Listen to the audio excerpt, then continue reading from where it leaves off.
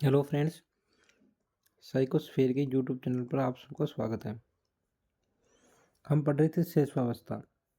शेषवावस्था में हमने पढ़ा था, इसकी कुछ परिभाषाएं थी जो मनोवैज्ञानिकों ने बताई थी, और हमने इसके उपनाम देखे थे कि इस अवस्था को किस किस नाम से जाना जाता है। जैसे हमने जाना था, इसको खेलों की अवस्था जाना जाता है, तीव्र विकास की अवस्था माना जाता है, खिलौनों की अवस्था माना जाता है, इसको टॉय एज बोला जाता है। क्या बोला जाता है? टॉय एज, खिलौनों की अवस्था। क्योंकि इसमें बच्चा किसके साथ खेलता है? खिलौनों के साथ खेलता है, खिलौनों की अवस्था। आगे आएगा खेल की अवस्था, जिसमें बच्चा खेल के माध्यम से सीखता है, तो वो कौन सी होगी? बाल्यावस्था होगी। इसकी एज पीरियड कितना था? इसका एज पीरियड माना गया 0 से लेकर 6 वर्ष, या 5 वर्ष, या 6 वर्ष। ठीक है, एक इसमें नोट डाल लेना। जो हरलोक मनोवैज्ञानिक था हमारा, उसने इसकी एज कितनी मानी है? उसने इसकी एज मानी जन्म से 2 सप्ताह। ये थोड़ा अपवाद सा है, जन्म से 2 सप्ताह। ठीक है, और एक मनोवैज्ञानिक कौन था? रोस। उसने इसकी अवस्था कितनी मानी है? जन्म से, यानी 0 से 3 वर्ष। और फिर रोस ने क्या किया था? जो 3 से 6 वर्ष था, उसे बोल दिया था पूर्व बाल्यावस्था, पूर्व या प्राक बाल्यावस्था। और 5 या 6 से 11 वर्ष या 12 वर्ष बोल सकते हैं इसको, इसको बोल दिया था उत्तर बाल्यावस्था। बाकी हम पढ़ेंगे कैसे, हमने कैसे बांटा था? 0 से 5 या 6 वर्ष, 6 से 12 वर्ष, और 12 से 19 वर्ष। ये तो थी हमारी शेषवावस्था, ये हमारी बाल्यावस्था, ये हमारी किशोरावस्था। और 19 के बाद वाली को हमने बोला था प्रौढ़ावस्था। अब हम देखेंगे कि शेषवावस्था की क्या क्या विशेषताएं हैं। देखो, पहली अवस्था, जब बालक 0 से लेकर 5 वर्ष की या 6 वर्ष की आयु तक होता है, तब बालक कहता है खुद में मगन होता है, खुद में मगन होता है। ठीक है, शेषावस्था के अंदर। और खुद में मगन बालक किशोरावस्था में भी होता है। ठीक है, और जब बाल्यावस्था आती है तब बच्चा समाज से जुड़ना शुरू कर देता है, अपने यार दोस्त, फ्रेंड बनाना शुरू कर देता है। तो पहले हम देखते हैं इसमें कौन सा स्वभाव होता है बालक का। बालक का स्वभाव होता है अंतर्मुखी स्वभाव। दो तरह के स्वभाव होते हैं, एक अंतर्मुखी, एक बाह्यमुखी। अंतर्मुखी जो खुद के अंदर ही रहता है, बाह्यमुखी जो दूसरों के साथ बातचीत करने में शंका नहीं करता है। तो इसमें बालक का स्वभाव कैसा पाया जाता है? अंतर्मुखी स्वभाव पाया जाता है। इसका एग्जाम्पल हमने जीन प्याजे के नाम से पढ़ा था। जीन प्याजे, जीन प्याजे ने इस अवस्था के अंदर 2 वर्ड बताए थे हमें। कौन कौन से? एक वर्ड तो बताया था एनिमिज्म। एनिमिज्म जो हमने पढ़ा था पिछली क्लास में, एनिमिज्म हिंदी में लिखा आ सकता है कल्पना, सजीव चिंतन। एनिमिज्म क्या होता है कि बालक हर चीज को सजीव मानता है। क्या मानता है? सजीव मानता है। ठीक है, जैसे मान लो अगर गिर जाता है तो अपने समझाते हैं उसको कि देखो धरती ने तुझे मारा, तो तू भी धरती को मान ले। तो बालक उसको क्या? सजीव मानता है। दीवार के साथ भिड़ गया तो दीवार के चांटा मार दिया। तो बालक हर चीज़ को सजीव मानता है। उसे इतनी चीज़ का अभी पता नहीं होता है कि सजीव चीज़ें क्या होती है, निर्जीव क्या होती है। उसे इस चीज़ का पता नहीं होता है। इस तरह से वो किस प्रकार का चिंतन करता है? उसके पास तर्क नहीं होते हैं, तो वो अतार्किक चिंतन करता है। अतार्किक चिंतन करता है। तो बालक में किस प्रकार का चिंतन पाया जाता है? इस अवस्था में अतार्किक चिंतन पाया जाता है। बिना तर्क के, बिना सोचे समझे उससे जो बोल दिया जाता है वही उसे सच मान लेता है, उसमें तर्क नहीं लगाता है। आगे जैसे हम आगे चलेंगे, जैसे बाल्यावस्था में, वहाँ भी पढ़ेंगे हम, थोड़ा कंपेयर हो जाता है तो आसानी से पढ़ा जाता है। बाल्यावस्था में क्या होता है? मूर्त चिंतन शुरू हो जाता है। कैसा चिंतन? मूर्त चिंतन। मूर्त चिंतन क्या होता है कि बालक चीज़ों को देखकर उसके बारे में सोचना शुरू कर देता है। ये हम वहीं पढ़ लेंगे बाल्यावस्था में। उसके बाद में किशोरावस्था में क्या होता है? किशोरावस्था में बालक क्या करता है? तार्किक चिंतन करता है, यानी तर्क लगा के, पूरे तर्क रूप से सोच के फिर चिंतन करता है। तो ये तो हमारे चिंतन की बात होगी। हम पढ़े थे जी इसमें अंतर्मुखी स्वभाव को। अंतर्मुखी स्वभाव का मतलब खुद में ही खोए रहना। तो इसमें जीन प्यादे ने बताया एनिमिज्म, सजीव चिंतन। एक बताया था ईगो सेंट्रिज्म। ईगो सेंट्रिज्म, आत्म केंद्रित।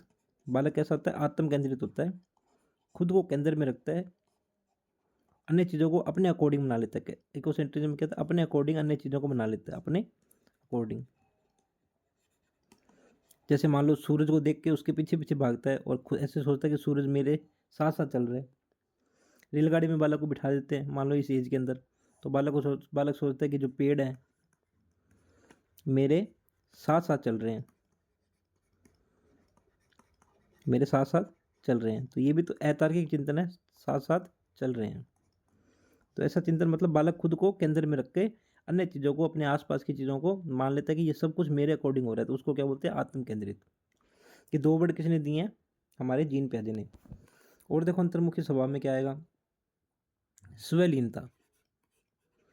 क्वेश्चन पूछा जाता है स्वलीनता किसकी विशेषता है? स्वलीनता मतलब ओटिज्म। किसकी विशेषता है? हमारे शेष अवस्था की विशेषता है। स्वलीनता का मतलब क्या होता है? खुद में ही लीन लेना। हमने समझ लिया, खुद में ही लीन रहता है बालक, खुद से ही खेलता रहता है, उसको किसी भी दोस्त की जरूरत नहीं होती इस उम्र में, खुद से ही वो खेलता रहता है। छोटे छोटे तकिए को ले लेता है, तकिए के साथ खेलने लग जाता है। ठीक है, तो ये चीज़ें क्या होती है? खुद में ही लीन रहना, अपने आप में ही मस्त रहना। तो ये कौन सी उम्र होती है? शेष अवस्था की उम्र होती है। उसके बाद में देखो अंतर्मुखी स्वभाव में क्या आएगा? सममोह। ये भी पूछा जाता है, सममोह। खुद से ही मोह, अन्य चीज़ों को देख के वो चिढ़ जाता है, जेलेसी फील करता है। क्या करता है? जेलेसी फील करता है।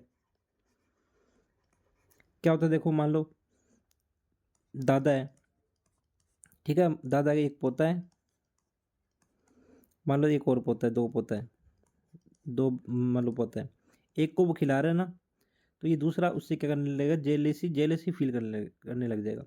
खुद से बहुत मोह होता है इसके अंदर बालक को। ठीक है, तो क्या होता है? सममोह। इसको क्या बोलते हैं?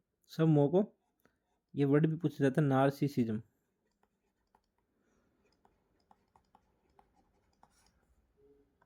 ये पूछा जाता है हिंदी के अंदर ऐसे, नार्सिसिज्म। ये किसकी विशेषता है? नार्सिसिज्म का मतलब क्या होता है? स्वमोह, शेष अवस्था की अवस्था है। देखो इस नार्सिसिज्म में क्या रहा है? सी सी। तो देखो सी सी करके हम बालक को क्या कराते हैं? टॉयलेट करवाते हैं बालक को। तो सी याद रह जाएगा। सी नार्सिसिज्म किसकी विशेषता होगी? सी करके हम किसको टॉयलेट कराते हैं? बच्चे को, छोटे बच्चे को। तो ये किसकी अवस्था होगी? हमारी शेष अवस्था की विशेषता होगी, नार्सिसिज्म। ठीक है,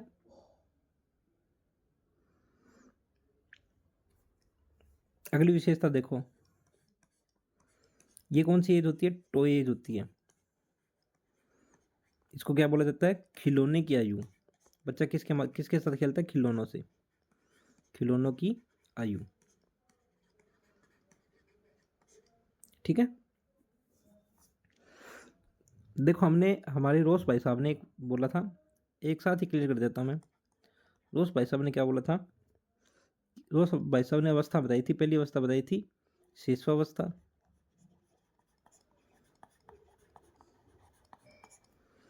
0 से 3। दूसरी क्या बताई? पूर्व बाल्यावस्था, या पूर्व को प्राक बोला जाता है, बाल्यावस्था। इस अवस्था को बोला था 3 से 6। फिर उसने क्या बोला था? तीसरी उत्तर बाल्यावस्था,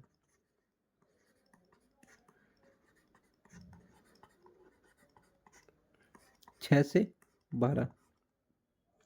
जो पूर्व या प्राक बाल्यावस्था है, अगर रोज के अकॉर्डिंग हम देखें, रोज के अकॉर्डिंग देखें, जो ये खिलौने की आयु होगी ना, वो इस अवस्था में आती है 3 से 6 वर्ष के अंदर।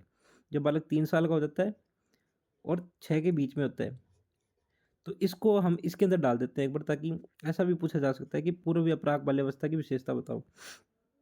तो 3 से 6 साल की उम्र में बच्चा क्या करता है, खिलौनों के साथ खेलता है। तो 3 से 6 खिलौनों की अवस्था। तो खिलौनों की अवस्था अगर रोज के अकॉर्डिंग देखें तो खिलौनों की अवस्था कौन सी है, पूर्व या प्राक बाल्यावस्था। और नॉर्मल हमारे अकॉर्डिंग तो क्या चल रहा है, यही चल रहा है खिलौनों की अवस्था। देखो 3 से 6 लेंगे तो कौन सी अवस्था में आ जाएगा, वो शेष अवस्था में। और रोज के अकॉर्डिंग देखो स्कूल जाने की उम्र हो जाती है 3 वर्ष के बाद में, तो देखो इसको बोला जाता है स्कूल की अवस्था, स्कूल की आयु। ठीक है। और हमारे अकॉर्डिंग जो स्कूल की आयु होगी ना, वो आएगी बाल्यावस्था के अंदर। वो हम आगे पढ़ लेंगे, यहाँ नहीं पढ़ेंगे। इसके अलावा एक आती है बक्की अवस्था। बक्की अवस्था बोला जाता है, बक्की अवस्था। बक बक करना, बेतुकी बातें करना या बेतुकी हरकतें करना, बक्की अवस्था हमारे अकॉर्डिंग आएगी बाल्यावस्था में। लेकिन जो रोज है उसके अकॉर्डिंग पूर्व या प्राक बाल्यावस्था में ये अवस्था ही मानी जाती है। तो ये थोड़ा सा याद रख लेना। इस पर 2-3 क्वेश्चन बन सकते हैं कि भाई पूर्व या प्राक बाल्यावस्था की विशेषता, इनमें ही पूछा जाता है बक्की अवस्था किसे कहा जाता है। तो हमारे अकॉर्डिंग तो बाल्यावस्था में पढ़ेंगे, लेकिन रोज के अकॉर्डिंग पूर्व या प्राक बाल्यावस्था के अंदर। स्कूल की आयु कौन सी हो जाएगी, पूर्व या प्राक बाल्यावस्था। और हमारे अकॉर्डिंग स्कूल की अवस्था हो जाएगी 5 वर्ष की उम्र के बाद में। देखो हमारे अकॉर्डिंग हम RT पढ़ते हैं, RT में भी उम्र क्या आती है, 6 वर्ष का बालक है उसको एडमिशन मिलता है। तो हम जो स्कूल की अवस्था पढ़ेंगे वो किस में पढ़ेंगे, हम पढ़ेंगे स्कूल की अवस्था बाल्यावस्था में। ठीक है, ये थोड़ा सा याद रख लेना। टो एज बोला जाता है किसको, शेष अवस्था को। लेकिन टो एज रोज के अकॉर्डिंग किसे बोला जाता है, पूर्व या प्राक बाल्यावस्था को। अगली विशेषता देखो क्या है इसमें, स्पीडी लर्निंग। स्पीडी लर्निंग, बालक एक छोटा घड़े के समान होता है, जैसे डालेंगे वैसे डल जाएगा, घड़े के समान होता है। ठीक है। जिस हिसाब से उसको लर्निंग कराएंगे वो स्पीड से सीखता है इस अवस्था में लर्निंग। ठीक है। बाल्यावस्था के अंदर क्या होता है, वो खेलों की तरफ भाग जाता है, तो लर्निंग की तरफ थोड़ा उसका ध्यान कम हो जाता है। लेकिन अगर सबसे ज़्यादा सीखता है ना बालक, इस अवस्था में सीखता है। एक आगे आएगा हमारे पास स्पीडी चेंजेस। स्पीडी चेंजेस या स्पीडी डेवलपमेंट, वो अवस्था कौन सी है। हिंदी में बात करो, स्पीडी लर्निंग का मतलब तीव्र गति से सीखना। और तीव्र गति से परिवर्तन होना या विकास होना, वो कौन सी अवस्था में होता है, वो होता है किशोरावस्था में। आगे भी पढ़ेंगे इसको, किशोरा अवस्था में, नहीं तो मिक्स हो जाएगा। स्पीडी लर्निंग कौन सी हमारी, ये मैं ब्रैकेट में डाल देता हूँ। स्पीडी लर्निंग की कौन सी अवस्था है, शेष अवस्था। ठीक है, तीव्र गति से सीखना। अगली विशेषता देखो इसकी क्या है, जो हम पढ़ चुके हैं, जिज्ञासा की अवस्था। जिज्ञासा की अवस्था, बालक जब 4 साल का या 3 या 4 साल के बाद की उम्र का हो जाता है ना, देखो 3-4 की उम्र आएगी किसी में, शेष अवस्था में आएगी। तो इस अवस्था में बालक जिज्ञासु हो जाता है। क्या हो जाता है, जिज्ञासु होना शुरू हो जाता है, हर चीज़ का पूछने लग जाता है, ये क्या है, ये क्यों है, ये कैसे है। ऐसे 4 साल की उम्र में, 5 साल की उम्र में, 6 साल की उम्र में वैसे जिज्ञासु बनना शुरू हो जाता है। तब तक वो जिज्ञासु रहता है जब तक उसकी बाल्यावस्था पूर्ण ना हो जाए। तो जिज्ञासा की अवस्था तो कौन सी हो जाएगी हमारी, शेष अवस्था। और जिज्ञासा खत्म होगी वो हम आगे पढ़ लेंगे, बाल्यावस्था में जिज्ञासा खत्म हो जाती है। ठीक है। अगली देखो 5 नंबर पे इसकी विशेषता कौन सी है, पेशीय कौशलों का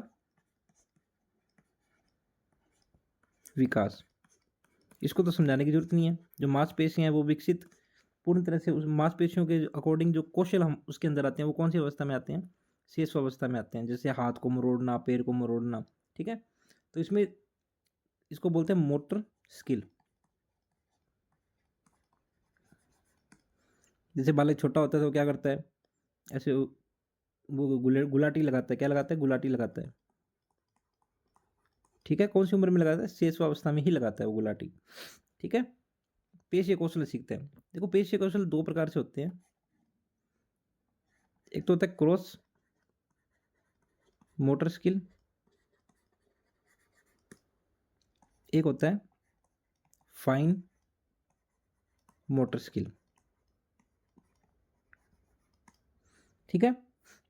इसको बोला जाता है स्थूल, स्थूल मतलब होता है बड़ा, इसको बोला जाता है सूक्ष्म, सूक्ष्म कौशल, और ये स्थूल कौशल। देखो पेशीय कौशल समझ में आ गया। पेशीय कौशल कौन सी अवस्था में होगा?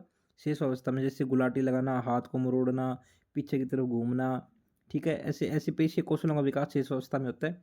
दो प्रकार से होते हैं, एक तो स्थूल, एक सूक्ष्म। सूक्ष्म मतलब छोटा, छोटा मतलब छोटे में क्या आ जाएगा, जिसमें सिर्फ हाथ या पैर इंडिविजुअल यूज हो रहे हैं, हाथ पैर इंडिविजुअल यूज हो रहे हैं, एक या दो अंग काम आ रहा है, एक या दो अंग काम आ रहा है।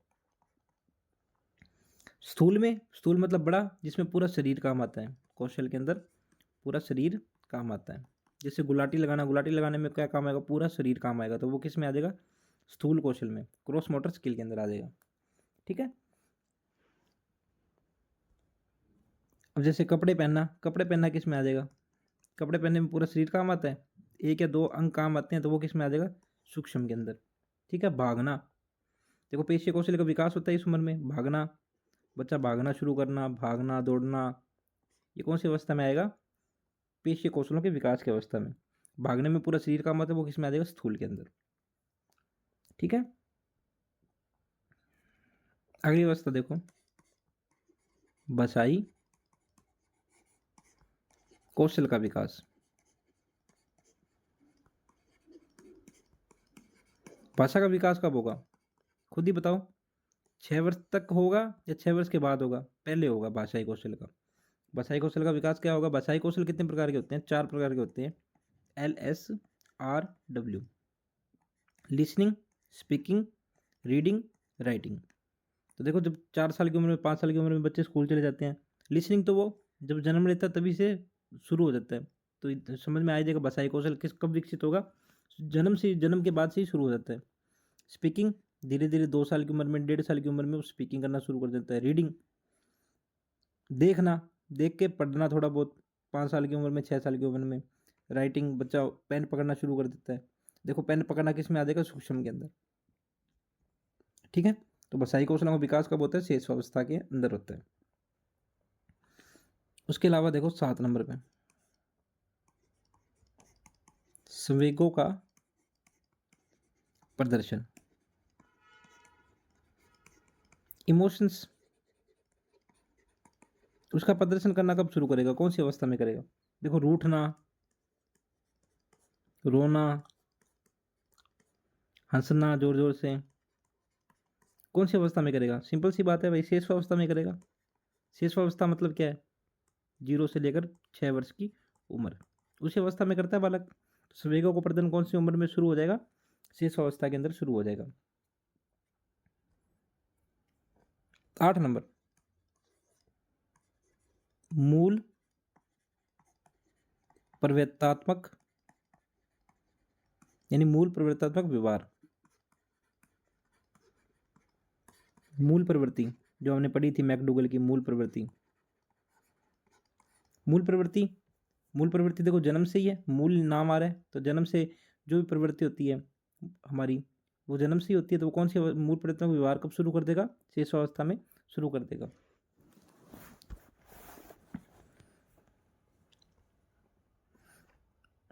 देखो एक बात एक इसके अंदर है, शेषावस्था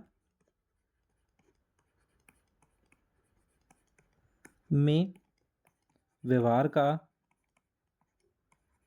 आधार क्या होता है? बालक अपना व्यवहार कैसे दिखाता है शेषावस्था में? मूल प्रवृत्ति के अनुसार दिखाता है। किसके अनुसार दिखाता है? मूल प्रवृत्ति के अकॉर्डिंग दिखाता है। जो हमने मूल प्रवृत्तियां पढ़ी थी, किसमें हमारे पढ़ी थी? मूल प्रवृत्तियां अभिप्रेरणा के अंदर मैकडूगल ने दी थी। 14 प्रकार की मूल प्रवृत्तियां होती है।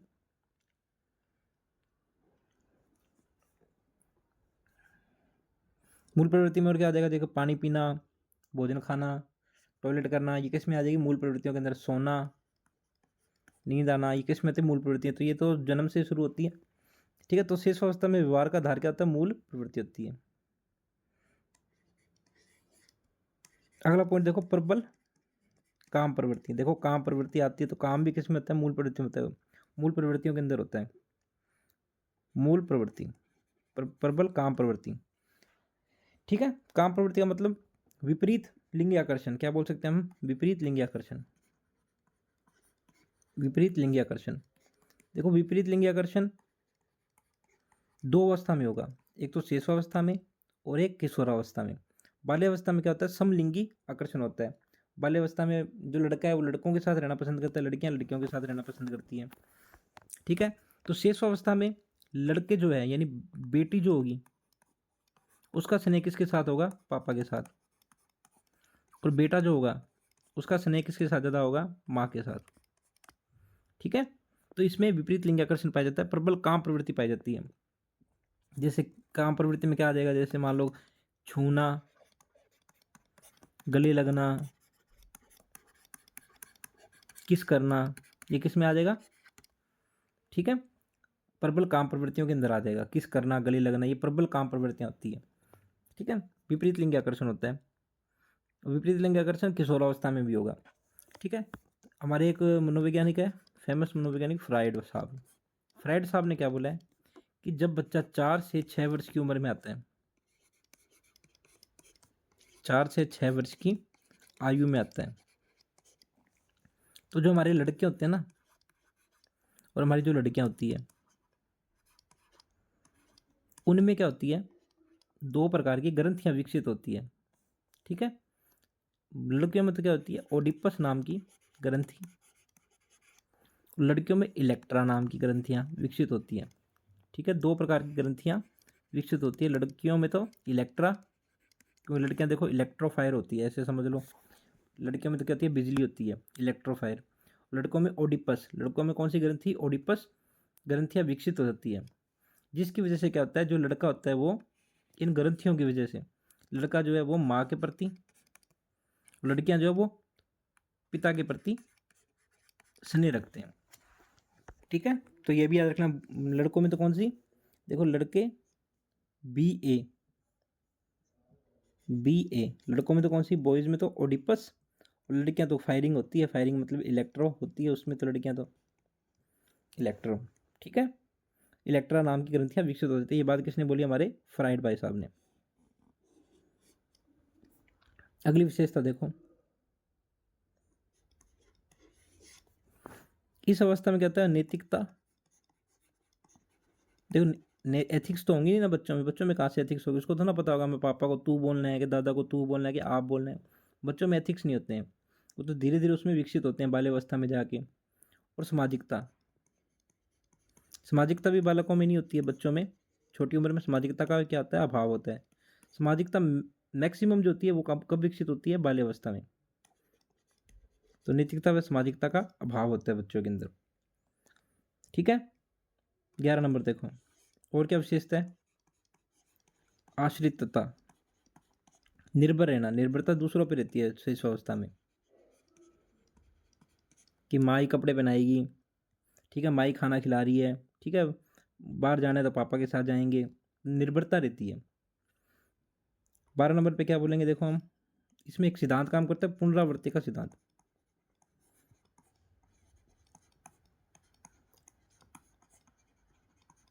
बालक पुनरावृत्ति के माध्यम से सीखता है। ठीक है, वो हम आगे अब इसमें पढ़ लें, शिक्षा के अंदर कैसे कैसे होता है उसमें पढ़ लेंगे हम, पुनरावृत्ति का सिद्धांत क्या होता है वो अभी अभी पढ़ लेंगे।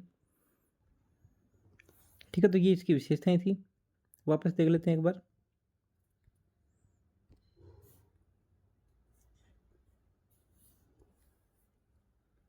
देखो हमने क्या क्या पढ़ा इसमें अंदर, सबसे पहले एनिमिज्म, सजीव चिंतन, ईगोसेंट्रिज्म, यानी खुद के साथ, खुद के ऊपर क्या होते हैं, आत्म गौरव होते हैं बालक, खुद पर ही अभिमान करते हैं, आत्म केंद्रित मतलब आत्म गौरव करते हैं खुद के ऊपर ही, कि सब कुछ मेरे अकॉर्डिंग ही हो रहा है, मैं अगर ऐसे नहीं करूँगा तो ऐसे होगा ही नहीं। ठीक है, सब लीनता होती है बालक में, खुद खुद के अंदर ही खोया रहता है। ठीक है, सब मोह होता है, दूसरे से जेलेसी फील करता है बालक, खिलौने की आयु बोला जाता है। ठीक है, इसमें क्या स्पीडी लर्निंग होती है, तेजी से सीखता है बालक, जिज्ञासा की अवस्था होती है, पेशीय कौशलों का विकास होता है। ठीक है, पेशीय कौशलों का विकास इसके अंदर माना जाता है। ठीक है, जैसे इसको बोल सकते हैं हम शारीरिक शारीरिक गतिविधियों का विकास, विकास शुरू होता है इसके अंदर शारीरिक गतिविधियों का। शारीरिक गतिविधियां तेज कब होती है, बाल्यावस्था के अंदर जाके। ठीक है, इसमें बालक स्वार्थी होता है, खुद से मोह करता है तो स्वार्थी तो होगा ही, सिंपल सी बात है ये। और आगे क्या था हमारा, मूल प्रवृत्तियों के माध्यम से सीखता है, भाषाई कौशलों का विकास होता है, संवेगों का, इमोशंस का प्रदर्शन शुरू कर देता है बालक। प्रबल कहाँ प्रवृत्ति होती है? बॉयज में ओडिपस, गर्ल्स में इलेक्ट्रा। नैतिकता का क्या होता है? शून्य पाया जाता है। नैतिकता, नैतिक गुण शून्य होते हैं इसके अंदर, नैतिक गुण शून्य होते हैं, 0 एकदम। ठीक है, तो ये तो इसकी। और पुनरावृत्ति होती है इसके अंदर, बालक दोहराने के माध्यम से सीखता है, दूसरों पर निर्भर रहता है। अब हम क्या पढ़ेंगे इसमें, शिक्षा का स्वरूप कैसा होता है बालक का, शिक्षा कैसी होती है बालक की, बालक सीखता कैसे, अधिगम कैसे करता है इस उम्र के अंदर।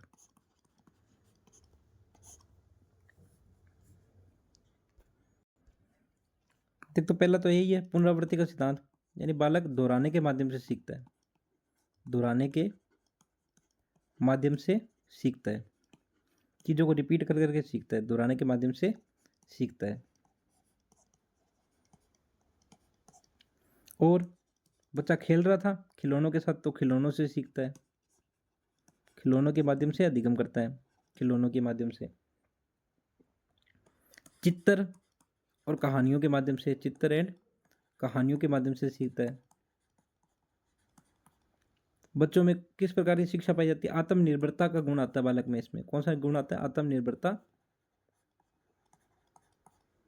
को सीखता है, आत्मनिर्भर कैसे होना है वो सीखता है। और कैसे सीखता है? मातृभाषा से सीखता है। ठीक है, क्रियाओं के माध्यम से सीखता है, क्रियाओं के माध्यम से, जिसे बोला जाता है करके सीखना। कैसे बोलता है? करके सीखना। तो करके सीखना का गुण किस में पाया जाता है? शेष अवस्था में पाया जाता है। ठीक है, और बच्चे को जैसे रटाएंगे, क्योंकि उसमें आश्रितता गुण होता है, रटने के माध्यम से सीखता है।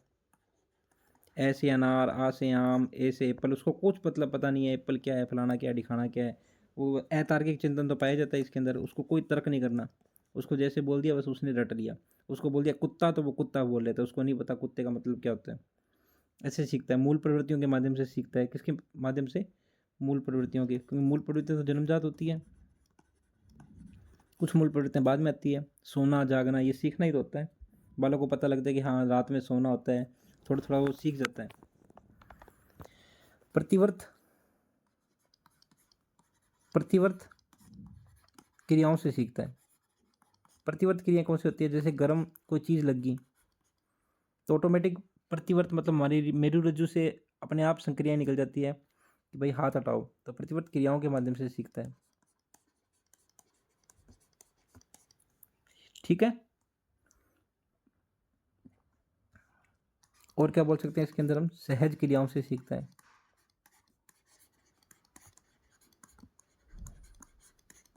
और बालक को उचित वातावरण देंगे तो उचित वातावरण के माध्यम से सीखता है, वातावरण में समाज में क्या हो रहा है वो धीरे धीरे सीखना शुरू कर देता है। तो ये सारी इसकी क्या है? शिक्षा की, शिक्षा मतलब अधिगम कैसे करता है बालक इस उम्र में। तो ये हमारी थी कौन सी? शेष अवस्था। उसके अलावा हमने एक बात देखी रोज की, रोज की कौन सी अवस्था की बात कर रहे हैं? प्राक बाल्यावस्था की, प्राक या पूर्व बाल्यावस्था की। इसमें क्या होता है? एक तो स्कूल की अवस्था, एक बक की अवस्था, बक बक करना, बेमतलब की बातें करना। एक हमने देखी थी कौन सी, जो इसके अंदर खेल की अवस्था, या फिर अर्थ वो खिलौनों की अवस्था, खिलौनों। ये प्राक अवस्था में आते हैं 3 से लेकर 6 वर्ष की उम्र में, जिसमें से हमारे अकॉर्डिंग जो खिलौनों की अवस्था थी वो तो कौन सी आ जाएगी? शेषावस्था। और ये दोनों हमारे अकॉर्डिंग इसमें आएगी बाल्यावस्था में। लेकिन रोज के अकॉर्डिंग ये कौन सी अवस्था मानी जाती है? प्राक बाल्यावस्था मानी जाती है। तो ये हमारी थी शेषावस्था। अब हम शुरू करेंगे बाल्यावस्था को। बाल्यावस्था की हमारी उम्र कितनी मानी जाती है? 5 या 6 वर्ष से लेकर 11 से 12 वर्ष या 12 वर्ष मानी जाती है बाल्यावस्था की उम्र। ठीक है, तो वही हमारा पढ़ने का तरीका। पहले हम क्या पढ़ेंगे? इसके उपनाम किसने कैसे दी है परिभाषाएं, किसने किसने दी?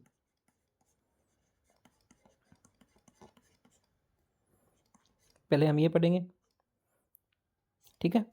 देखो अभी उपनाम हमने पढ़ा था खिलौनों की अवस्था, खिलौनों की टॉय एज, टॉय एज किसकी थी? शेष अवस्था। खिलौनों में कब सीखता है? बाल्यावस्था में आकर जो बालक जो होता है वो अपनी गैंग बना लेता है बच्चों के साथ, दोस्त बेली बनाना शुरू कर देता है, लड़कियां लड़कियों के साथ दोस्ती कर लेती है, ठीक है, गैंग बना लेती है अपनी।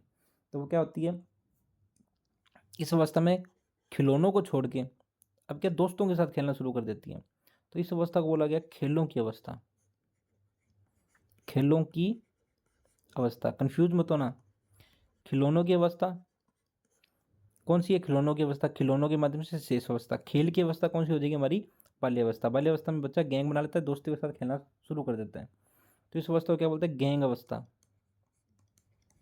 गैंग अवस्था। इस अवस्था का क्या नाम है?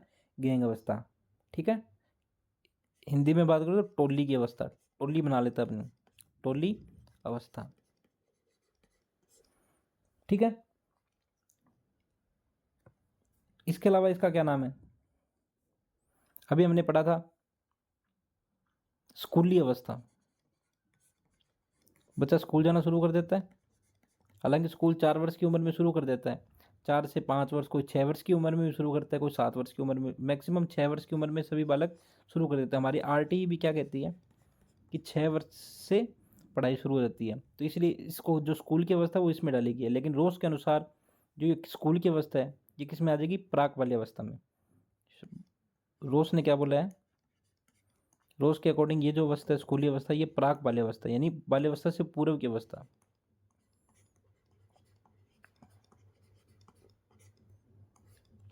ठीक है, स्कूली अवस्था। एक हमने इसका नाम पढ़ा बक्की अवस्था, बक्की अवस्था, हर किसी को गाड़ी काट देना, जो मर्जी करना, बक देना, कुछ भी, ठीक है। लेकिन रोज के अकॉर्डिंग इस अवस्था को क्या बोला गया है? प्राक बाल्यावस्था,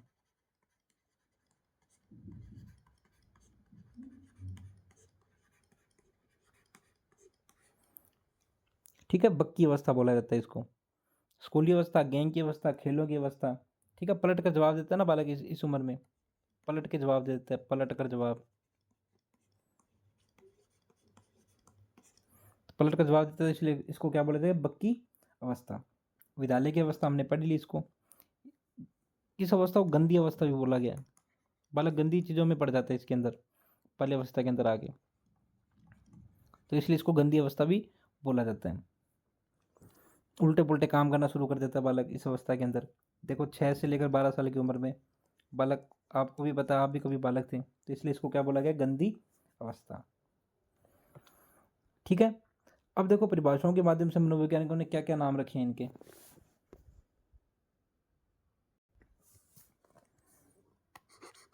सबसे पहले तो आ जाओ फ्राइड पे, ठीक है।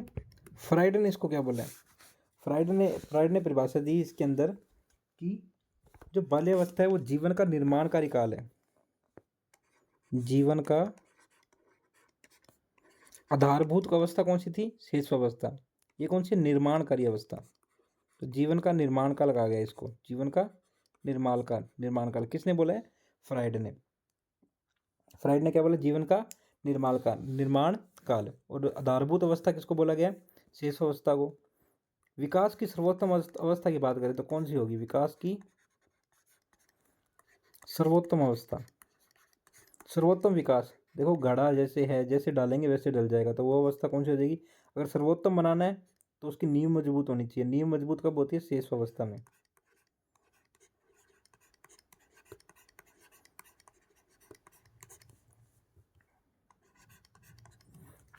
ठीक है। जीवन का निर्माणकारी काल बोला गया किसने? फ्राइड ने बोला किसको? बाल्यावस्था को। अब देखो एक मनोवैज्ञानिक है कील पैट्रिक,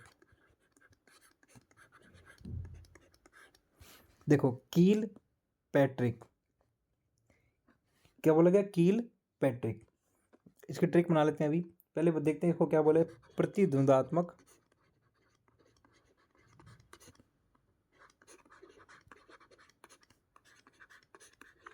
समाजीकरण की अवस्था। देखो जेलसी जेलसी फील कब हो रही थी? शेष अवस्था में बच्चे को बच्चे से जेलसी फील हो रही थी। अब देखो प्रतिद्वंदात्मक यानी प्रतिद्वंद करना समाज के साथ, समाज के मतलब लोगों के साथ, अपने ग्रुप में या दूसरे ग्रुप से। एक ग्रुप बना लिया बच्चे ने कि मेरा ये ग्रुप है, अगले वाले ग्रुप से क्या कर रहे हैं? प्रतिद्वंद रख रहे हैं उससे। क्या रख रहे हैं? विरोधी भावना रख रहे हैं। कौन सी भावना रख रहे हैं? विरोधी भावना। कौन सी अवस्था में आएगा? बाल्यावस्था में। विरोधी भावना कब रखना शुरू करेगा? कि भाई मैंने ये ग्रुप बना लिया, ग्रुप ए, और ग्रुप बी से क्या है? टक्कर, प्रतिद्वंद, क्या इससे आगे निकलना है, इसको पीछे छोड़ना है। ठीक है, प्रतिद्वंद शुरू हो जाता है किसमें? बाल्यावस्था के अंदर। भाई ग्रुप बनाएंगे, ग्रुप तो कब बनेंगे? बाल्यावस्था में बनेंगे। तो प्रतिद्वंद समाजीकरण की अवस्था किसने बोला? किलपैट्रिक ने। तो हम याद रखेंगे, देखो किल पे ट्रिक। ठीक है, कील पे ट्रिक कौन बनाएगा? क्या क्या बोल रहा है? कील पे ट्रिक कौन बनाएगा? तो ए ग्रुप वाला कहता मैं बनाऊंगा, बी ग्रुप वाला कहता मैं बनाऊंगा। ठीक है, कील पे ट्रिक बनानी है तो कहता कौन बनाएगा? ए ग्रुप। ग्रुप कब बनते हैं? बाल्यावस्था में। ए ग्रुप वाला कहता मैं बनाऊंगा, बी ग्रुप वाला कहता मैं बनाऊंगा। दोनों के बीच में क्या होगा? प्रतिद्वंद। तो प्रतिद्वंद कब होगा? जब कील पे ट्रिक बनाने की बारी आएगी। तो कील पैट्रिक ने क्या बोला? प्रतिद्वंद्वात्मक समाजीकरण की अवस्था। तो ये हमारे याद होगी परिभाषा। अगली परिभाषा देखो, स्ट्रंग, स्ट्रैंग।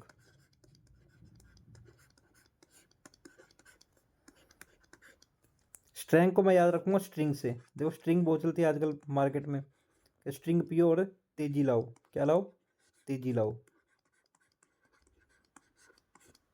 अब तेजी लाने के लिए तेजी क्यों लाते हैं? स्ट्रिंग पीने से स्ट्रैंग यानी स्ट्रिंग, स्ट्रिंग स्ट्रिंग से क्या होता है? तेजी आती है। तेजी क्यों ला रहे हैं? ताकि हम खेल खेलें। क्या खेलें? खेल। और खेल कब खेलेंगे? बाल्यावस्था में। ठीक है, खेल खेलें। खेल कब खेलेंगे? बाल्यावस्था में। स्ट्रिंग पी के तेजी लाएंगे। तो स्ट्रिंग ने क्या बोला है? कि शायद ही ऐसा कोई खेल हो। तो वो तेजी आ गई तो कोई भी खेल खिला लो, चलो अगला वाला खेल खेलते हैं। फिर स्ट्रिंग पी ली, फिर अगला वाला खेल खेलते हैं, फिर स्ट्रिंग पी ली, फिर अगला वाला खेल खेलते हैं। मतलब थक ही नहीं रहे बच्चा, क्या है? थक ही नहीं रहा। ये याद रखने के लिए ट्रिक बना रहा हूँ मैं। स्ट्रिंग पी रहे हैं, स्ट्रिंग पी के अगला फिर खेल खेलो, फिर खेल खेलो। तब अब देखो बच्चा को रुक ही नहीं रहा। तो स्ट्रिंग ने क्या बोला? भाई स्ट्रिंग तो बहुत तगड़ी चीज़ है, इससे बच्चा खेलता ही जा रहा है, बार बार खेलते जा रहा है। तो उसने बोला शायद ही ऐसा कोई खेल है, शायद ही ऐसा कोई खेल है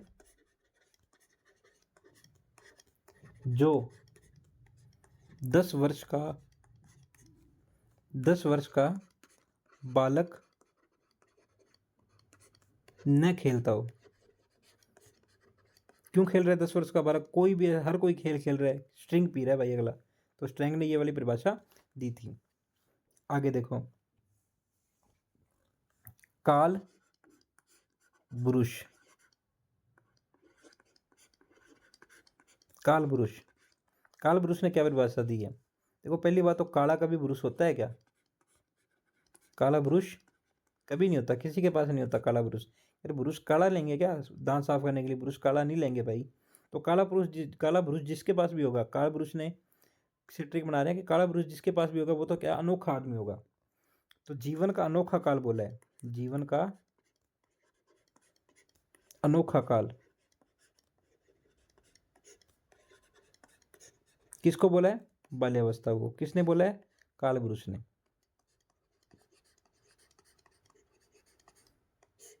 ठीक है, अगली परिभाषा देखते हैं हमारे पास, सिर्ल बर्ट। सिलबर्ट ने क्या बोला? देखो देखो बालक जैसे इस अवस्था में होता है, जब बाल्यावस्था में होता है तो बालक क्या होता है? फालतू में घर से बाहर निकल जाता है। घर से बाहर आप भी निकले होंगे जब 10 वर्ष के थे। फालतू में बाहर रहते थे घर से, खेल अपने ग्रुपों के साथ, दोस्तों के साथ खेलते रहते थे, बिना कोई उद्देश्य, बिना कोई मतलब। बस स्कूल की छुट्टी हुई, बाहर जा रहे हैं बच्चों के साथ, दोस्तों के साथ खेल रहे हैं, कुछ भी खेल रहे हैं, बेमतलब ही खेल रहे हैं।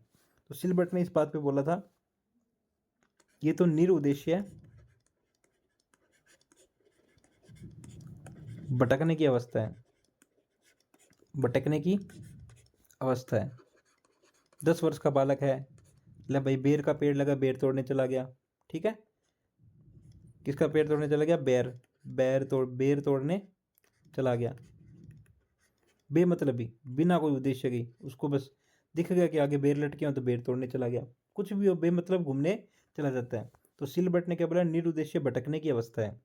ठीक है, अब देखो भटक रहा है तो घूम रहा है, तो इसे भ्रमण की अवस्था बोला जाता है, भ्रमण की। और साहसिक कार्य करने की, देखो बेर तोड़ रहा है तो साहसिक कार्य तो करेगा ही। साहसिक कार्य कौन सी अवस्था में करेगा, बाल्यावस्था में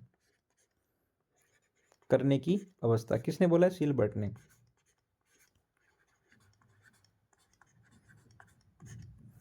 तो ये हमारी परिभाषाएं थी, 5 परिभाषा रिपीट कर लेते हैं। Number 1 fried. फ्राइड ने क्या बोला है, निर्माणकारी काल। क्या बोला है, निर्माणकारी काल। काल पुरुष, अरे काला पुरुष तो क्या है, अनोखा, और वास्तव में अनोखी अवस्था ये तो अनोखा काल है। ठीक है, सिलबर्ट। सिलबर्ट ने क्या बोला है, भटकने की अवस्था, बेमतलब भटक रहा है और साहसिक कार्य कर रहे हैं। ठीक है, उसके अलावा हमारे पास कौन था, कील पैट्रिक। अरे कील पैट्रिक कौन बनाएगा, ग्रुप ए कहता मैं बनाऊंगा, ग्रुप कहता बी कहता मैं बनाऊंगा, दोनों में क्या हो गया, प्रतिद्वंद। और ग्रुप कब बनते हैं, बाल्यावस्था में। तो एक किल पैट्रिक की अवस्था प्रतिद्वंद की अवस्था, प्रतिद्वंद कब होता है, बाल्यावस्था के अंदर। इसके अलावा हमारा कौन रह गया, स्ट्रैंग।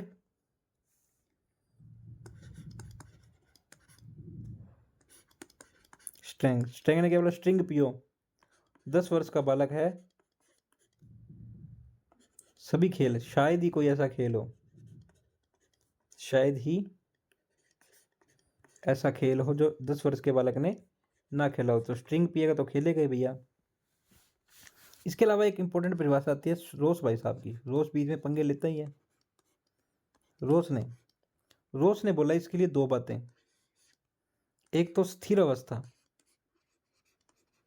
स्थिर अवस्था, स्थिर अवस्था। अब वो चाहे सीखने में ले लो, चाहे किसी भी चीज़ में ले, फास्ट लर्निंग कब होती है, शिशुअवस्था में। फास्ट चेंजेस कब होते हैं, किशोरावस्था में। इस उम्र में आके इतने चेंजेस भी नहीं होते हैं बाल्यावस्था के अंदर। ठीक है, जैसे किशोरावस्था में जाते ही बच्चे के मूछे दाढ़ी शुरू हो जाती है। ठीक है, बच्चा अलग भावनाओं में चला जाता है। शिशुअवस्था में भी सेम चीज़ें होती है, मूछे दाढ़ी तो नहीं आती, लेकिन स्पीड से चेंजेस होते हैं, स्पीड से सीखता है बालक। लेकिन इस अवस्था में बालक आके रुक जाता है, बस वो सिर्फ खेल खेल में घुसा रहता है, ग्रुप बनाने में, टोली बनाने में घुसा रहता है, बस वो स्थिर हो जाता है एक प्रकार से, मानसिक क्रियाओं में स्थिर हो जाता है।